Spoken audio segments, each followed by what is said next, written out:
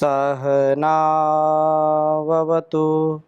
सहनौ भुनक्तु सह वीर्यं करवावहै तेजस्विनावधीतमस्तु मा विद्विषावहै। ओम शांति शांति शांति।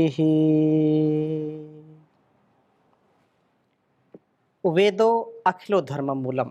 वेद सब सत्य विद्याओं का पुस्तक है। वेद का पढ़ना, पढ़ाना, सुनना, सुनाना तथा अपने आचरण में लाना हम सभी श्रेष्ठ जनों का, आर्यों का परम कर्तव्य है। इस स्वाध्याय में हम वैदिक जीवन पद्धति के अंतर्गत वेदों में मन का स्वरूप इस विषय पर दीर्घकाल से चर्चा कर रहे हैं और निरंतर नए नए उपदेशों से, संदेशों से हम इस मन का महत्व समझने का प्रयास कर रहे हैं। पिछली कक्षा में हमने चर्चा की थी यजुर्वेद के इस 18वें अध्याय के दूसरे मंत्र का, जिसमें प्राणश्च मे, अपानश्च मे, व्यानश्च मे, स्वश्च मे, चित्तम च मे, आधीतम च मे, वाक् च मे, मनश्च मे, चक्षुश्च मे, श्रोत्रम च मे, दशक्ष मे, बलम च मे, यज्ञेन कल्पन्ताम। इसी भाव को यहाँ पर और आगे 29वें मंत्र में भी कहा है। दूसरे मंत्र के बाद मैं चर्चा करूँगा ये 29वां मंत्र, जिसमें बहुत सुंदर बात कही है, यज्ञेन कल्पन्ताम, और सभी भावों के साथ यज्ञेन कल्पन्ताम की भावना जुड़ी हुई है।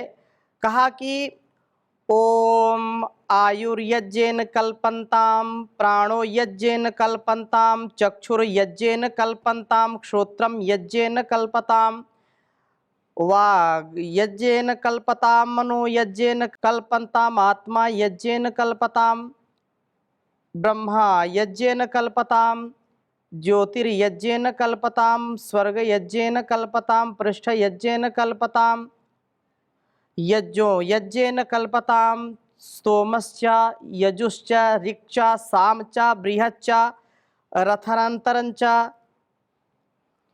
स्वरदेवा अगन्मामृता अभूमा प्रजापते हे प्रजा अभूमा वेट स्वाहा। जो पहले चर्चा की थी यज्ञेन कल्पन्ताम, यहाँ पर कहा कि आयुर्यज्ञेन कल्पताम, प्राणो यज्ञेन कल्पताम, चक्षुर्यज्ञेन कल्पताम। ये हमारा जो अस्तित्व है वह बहुत ही यशस्वी हो, तो मेरा यह सारा जीवन यज्ञ के निमित्त हो, यज्ञ के द्वारा सिद्ध हो, यज्ञीय कर्म मैं करूं और मेरे पूरे इस शरीर से, प्राण से, चक्षु श्रोत्र वाग यज्ञेन कल्पताम, मेरी सारी इंद्रियां, आँख, नाक, कान, वाणी सब यज्ञ के लिए सिद्ध हों। सविता देव की कृपा से मेरी सब इंद्रियां यज्ञात्मक शुभ कर्मों में लगी रहें। मनो यज्ञेन कल्पताम, आत्मा यज्ञेन कल्पताम, मेरा मन जो सब इंद्रियाश्वों के लिए लगाम रूप यह मन भी यज्ञ के लिए अर्पित हो। मन की कृपा से ही, मन के ही साधने से, मन को संयमित करने से, मन को नियम में चलाने से आत्मा यज्ञेन कल्पताम, मेरी यह आत्मा आत्म इंद्रिय मनोयुक्तम भोक्तेत्याहुर्मनीषिणः जो कठोपनिषद में कहा है, तो वही बात यहाँ पर सार्थक हो रही है कि ये मेरा संपूर्ण अस्तित्व यज्ञीय हो जाए, यज्ञीय बन जाए। ब्रह्मा यज्ञेन कल्पताम, ज्योति यज्ञेन कल्पताम, स्वर्ग यह जो स्वर्ग यज्ञेन कल्पताम, स्वरिति व्यानः व्यानः सर्वशरीरगः, मेरा सब शरीर, पूरा यह शरीर व्यापी जो व्यान वायु यज्ञ के निमित्त सिद्ध हो, अर्थात मेरी एक एक चेष्टा यज्ञ के लिए हो। मैं संपूर्ण इस शरीर रूपी रथ से यह जो दिव्य जीवन बनाने का स्वकर्म है, स्वकर्तव्य है, उसको करते करते इस शरीर का जो है लाभ ले पाऊं। रथंतरम चा, मैं इस शरीर रूप रथ से इस भवसागर को तैरने वाला बन जाऊं, पार करने वाला बन जाऊं। हे देवा, सब देवों आपकी कृपा से आपको अपने अंदर धारण करने से स्व अगम मैं स्वयं राजमान ज्योति ब्रह्म को प्राप्त कर पाऊं। अमृता अभूमा, मृत्यु रूप रोगों से कभी भी आक्रांत ना हो।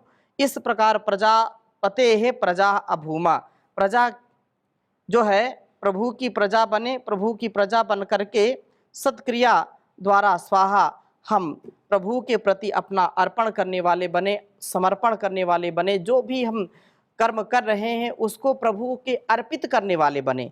माता पिता गुरु बन करके, आचार्य बन करके, बेटा बेटी बन करके, जितने भी हम संसार के कर्तव्य करते हैं, पति पत्नी बन करके, राजा प्रजा बन करके, गुरु शिष्य बन करके, जो भी हमारा उत्तरदायित्व है, एक अच्छा चिकित्सक बनना, एक अच्छा जो है शिक्षक बनना, एक अच्छा इंजीनियर बनना, ये सारे जितने भी कर्म हैं, उद्योगपति बनना बहुत अच्छा है। अपने जीवन और इस जगत के उत्कर्ष के लिए यह तो अभ्युदय निश्रेय सिद्धि सधर्मा, हम इस संसार में भी अभ्युदय को प्राप्त हो, उत्कर्ष को प्राप्त हो, और हमारा जो आत्मा है वह भी उत्कर्ष को प्राप्त हो। ये कब संभव है? जब हमारा जीवन यज्ञी होगा, हमारा मन इन सुकर्मों में लगने वाला होगा और मनमानी से हम बचेंगे, तभी यह यज्ञीय जीवन बनेगा। इसलिए यहाँ प्रार्थना की है कि आयुर्यज्ञेन कल्पताम, प्राणो यज्ञेन कल्पताम, चक्षुर्यज्ञेन कल्पताम। ये सारा जो मेरा देखना, मेरा सुनना, मेरा सूंघना, मेरा खाना, मेरा बोलना, मेरा स्पर्श करना, सब कल्याण से युक्त हो, कल्याणकारी कर्मों से युक्त हो। ऐसा कोई बुरा जो है दृश्य, जो अश्लील दृश्य है, या कोई ऐसी ऐसी चीजें जो हमारे अंदर को संस्कारों को भर रही हैं, उन चीजों का कभी सेवन नहीं करना। आज आवश्यकता है ऐसे भावों को अपने जीवन में उतारने की, तो ये बात यहाँ पर कही है। और इसी प्रकार से फिर अगले मंत्र में बहुत सुंदर बात कही है।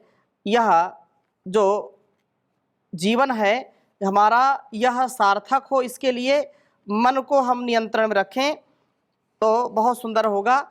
यह 18वें अध्याय का 42वां मंत्र आपके समक्ष मैं लिख रहा हूँ। 42, 43 ये बहुत ही सुंदर मंत्र हैं। मन के स्वरूप को समझने के लिए मैं पहले लिखता हूँ, फिर चर्चा करूँगा। ओम भुज्युः सुपर्णो यज्ञो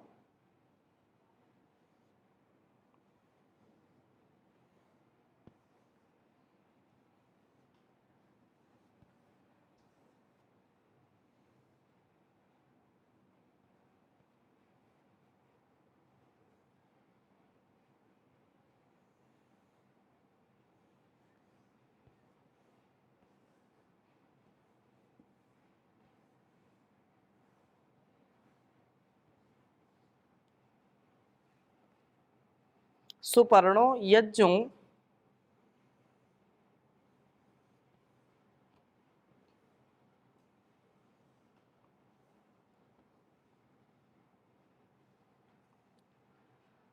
गंधर्वस्तस्य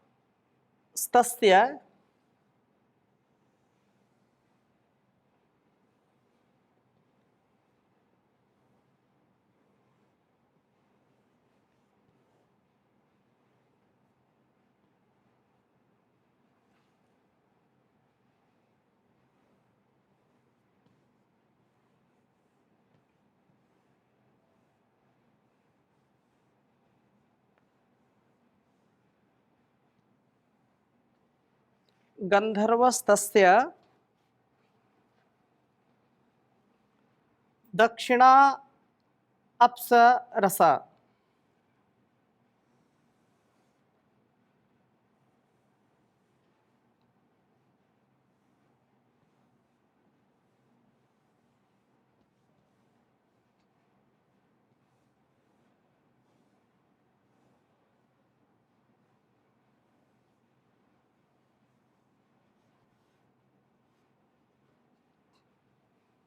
दक्षिणा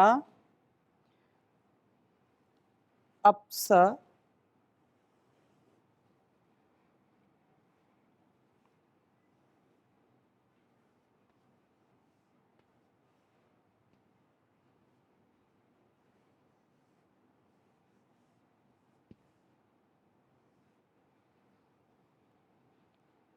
अप्सरसा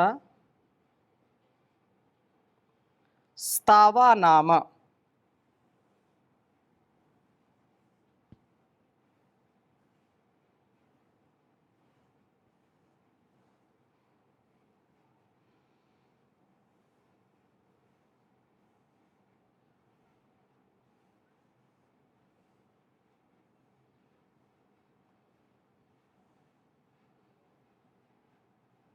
स न इदं ब्रह्म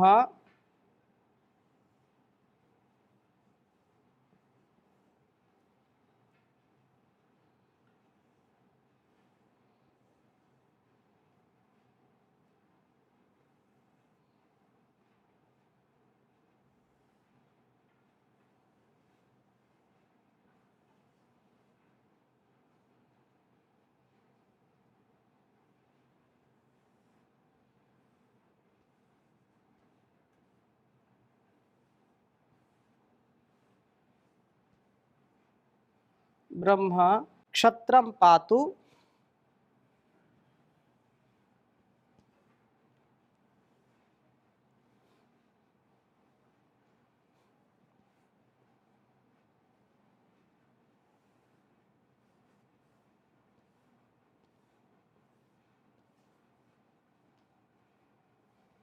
क्षत्रं पातु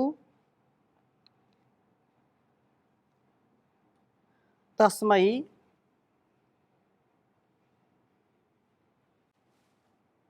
क्षत्रं पातु तस्मै स्वाहा।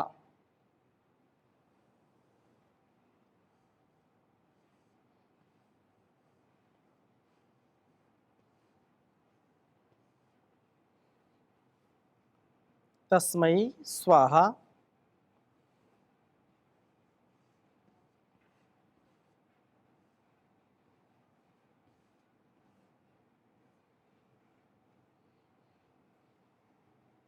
वाट्ताभ्यां स्वाहा।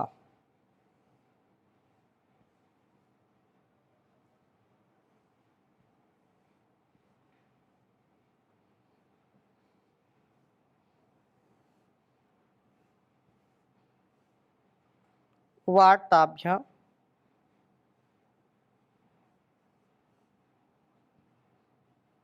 स्वाहा।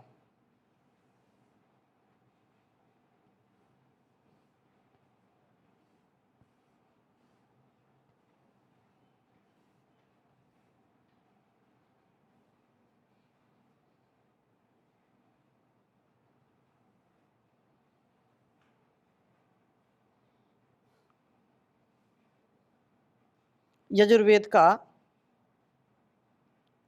18वां अध्याय, जिसका 42वां मंत्र है यह। ओम भुज्यो सुपर्णो यज्जो गंधर्वस्तस्य दक्षिणा अप्सरसास्तावा नाम सा न इदं ब्रह्म क्षत्रं पातु तस्मै स्वाहा। वाट्ताभ्या स्वाहा।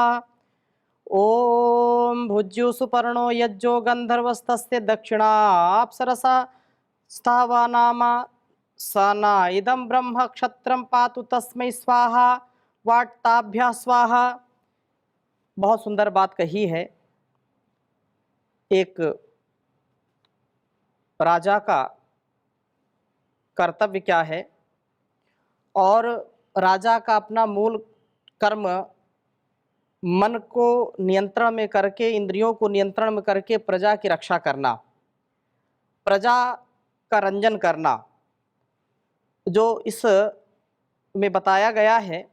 और 43वें मंत्र में भी यही सुंदर बात कही है। तो यहाँ पर कहा कि सम्राट का पहला कर्तव्य है भुज्यु, अर्थात भोजयते, यह सबके भोजन की व्यवस्था करने वाला होता है। प्रजा में भोजन कभी कम ना पड़े, अन्न कभी कम ना पड़े, उसके लिए पुरुषार्थ करना, प्रजा को अच्छी प्रकार आगे बढ़ाना, उसको सदैव अन्न अन्न से धन धान्य से परिपूर्ण रखना। आपस्तंभ के शब्दों में नास्य विषय क्षुधायाः अवसीदेत, इसके राष्ट्र में कोई भी व्यक्ति भूखा ना हो, भूख से अवसन्न ना हो जाए, भूख से कोई पीड़ित ना हो, भूख से कोई जो है भूखमरी ना हो जाए, अर्थात भूख से व्यक्ति पीड़ित होकर के मर ना जाए, प्राण उसके ना निकल जाएं भोजन के अभाव में। राजा ऐसी व्यवस्था करे कि राष्ट्र में कभी भी अकाल की स्थिति ना हो, कभी वह दीनहीन अवस्था को प्राप्त ना हो। यह सुपर्णः उत्तमता से पालन व पूर्ण करने वाला है। यह सम्राट राष्ट्र का रक्षण करने वाला होता है और न्यूनताओं को दूर करता है। यज्ञ, जो यज्ञ, देव पूजा, संगतिकरण, दानेषु, 3 अर्थों में यज्ञ शब्द प्रयोग किया जाता है।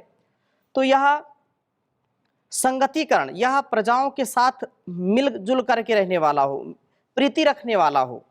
गंधर्व, यह राजा वेदवाणी का धारण करने वाला हो और वेदवाणी के अनुसार अपने मन को, अपने इंद्रियों को, अपने संपूर्ण अस्तित्व का नियमन करते हुए, संयमन करते हुए प्रजा का रंजन करने वाला राजा होना चाहिए।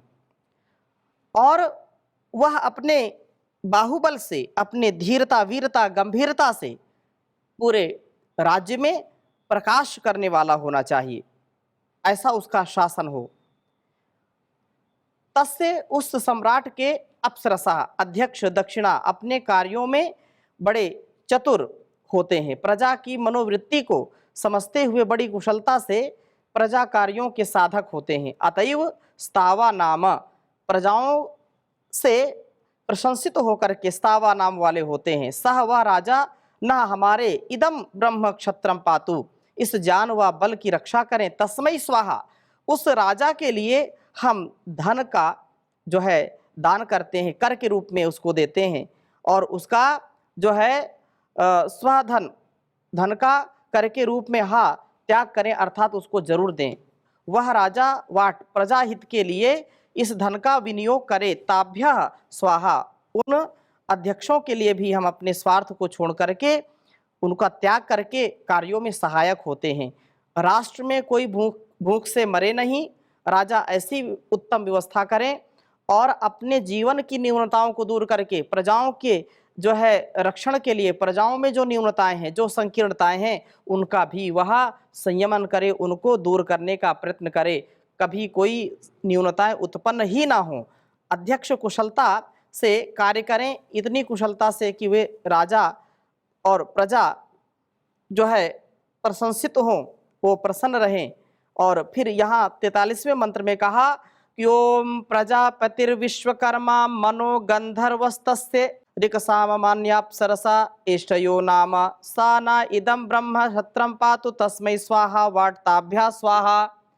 बहुत सुंदर बात कही है कि सम्राट का कर्तव्य एक शब्द में यह है कि वह प्रजापति, वह प्रजापति पूरे प्रजा का, पूरे राज्य का वह पालक होता है, प्रजा का वह भरण पोषण करने वाला होता है। प्रजा रक्षा के उद्देश्य से ही राजा उस कार्य को करता है और करना चाहिए जिसमें प्रजा का हित हो, प्रजा की जिसमें भलाई हो। विश्वकर्मा, यह राजा सब कार्यों को करने वाला हो, यह किसी कार्य को छोटा न समझे, और मन, यह राजा अत्यंत मननशील होता है। यह राजा जो वेदानुकूल जीवन जीने वाला हो, वह मननशील, सदा विचारशील होकर के प्रजा का कल्याण करने वाला हो, मन का नियमन करने वाला हो और प्रजाओं को सदा आगे बढ़ाने वाला हो। विशेषकर कानून बनाना या दंड देना, ये 2 कार्य तो अत्यधिक विचार की अपेक्षा रखते हैं। बिना विचार के यदि किसी को दंड दिया तो हो सकता है कोई उसमें, जिसने कोई जो है अपराध नहीं किया और वह जो है निर्दोष व्यक्ति को भी दंड दे देगा अगर विचार नहीं करेगा। तो न्याय व्यवस्था में वह और दंड व्यवस्था में पूर्ण विचार पूर्वक मन की चंचलता को छोड़ करके, मन की मनमानी को छोड़ करके वह पूर्ण शांति और दूरदृष्टि के साथ, विवेक के साथ निर्णय करने वाला होना चाहिए। और गंधर्व अत्यधिक विचार के साथ वेदवाणी का धारण करने वाला हो, उसके अनुसार ही वास्तव में इस राष्ट्र भूमि का धारण करे। तस्य उस राजा के अप्सरसः अध्यक्ष लोग ऋक् सामानी विज्ञान, ऋक् उपासना, साम वाले होने चाहिए, अर्थात शुद्ध ज्ञान, शुद्ध कर्म, शुद्ध उपासना से युक्त होने चाहिए। राजा के जो अध्यक्ष हैं या मंत्री हैं, उनका भी यह कर्तव्य है कि वो दूरदृष्टि रखें और वेदानुकूल आचरण करें। वेद के आदेश, उपदेश, संदेश के अनुसार ही अपनी मनोवृत्ति को रखते हुए प्रजा का और जो है राजा का मार्गदर्शन करें। दूसरे शब्दों में इन अध्यक्ष लोगों के जीवन में ज्ञान, श्रद्धा, कर्म और सुंदर समन्वय होना चाहिए, और ये होता है जो वेदोक्त जीवन जीते हैं। ये मस्तिष्क व हृदय व हाथों सबकी शक्ति का विकास करते हैं। वह राजा न हमारे इदम ब्रह्म क्षत्रम, इस ज्ञान बल को पातु सुरक्षित करे। तस्मै स्वाहा, उस राजा के लिए हम धन का या धन के जो रूप में, कर के रूप में जो प्रजा के पालन में सहायक है, उसका हम जो है त्याग करते हैं, उसको हम जो है देते हैं।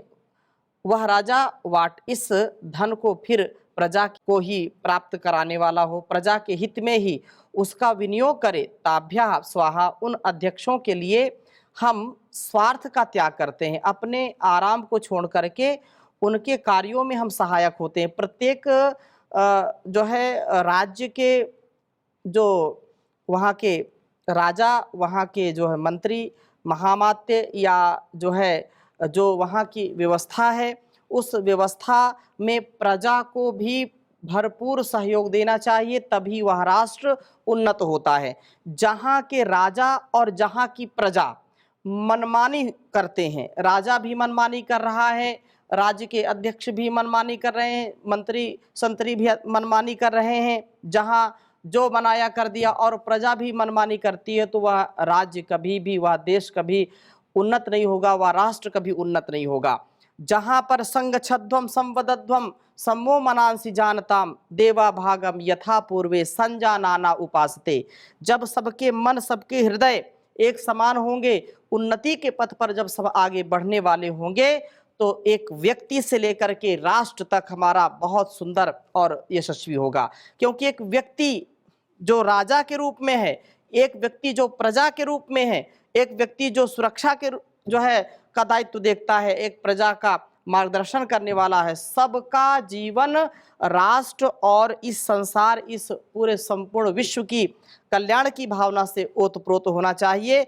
और मन इंद्रियों पर नियंत्रण जब होगा तब यह कर सकते हैं। राजा का अपना मूल कर्म प्रजा का रक्षण है, वह ऐसा समझे कि प्रजा की उन्नति ही मेरा सबसे बड़ा उत्तरदायित्व है, प्रजा की हर प्रकार से भलाई हो, यही मेरा कर्तव्य है, यही मेरा स्वकर्म है, स्वधर्म है।